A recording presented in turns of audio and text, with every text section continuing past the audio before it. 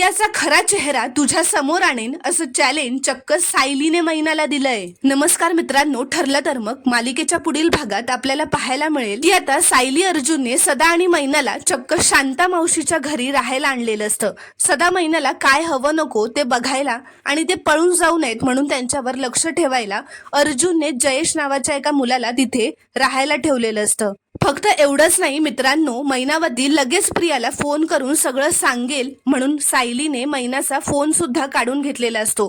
ती तिला फोन परत द्यायला नकार देत असते। त्यावर शांता मावशी ही मैनाला म्हणत असते की या दोघांचं ऐकण्यातच तुझी भलाई आहे मैना।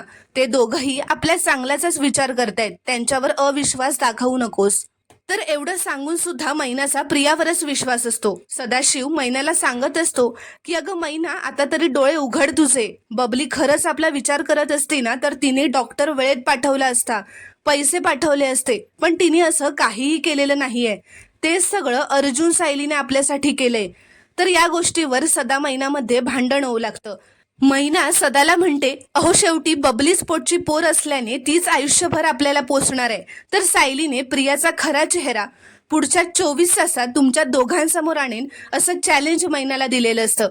आणि त्या गोष्टीवर जर तुमचा विश्वास बसला तर इथून पुढे तुम्ही दोघं आम्हा दोघांना प्रियाला जेलमध्ये पाठवण्यासाठी मदत कराल अशी डील सायलीने मैनाला दिलेली असते।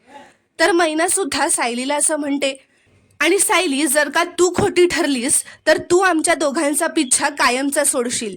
तर सायलीने सुद्धा ही डील मान्य केलेली असते। तर मित्रांनो, पुढील भागात सायली प्रियाचा खोटा चेहरा सदा मैनासमोर आणू शकेल का, हे पाहणं खूपच रोमांचक ठरणार आहे।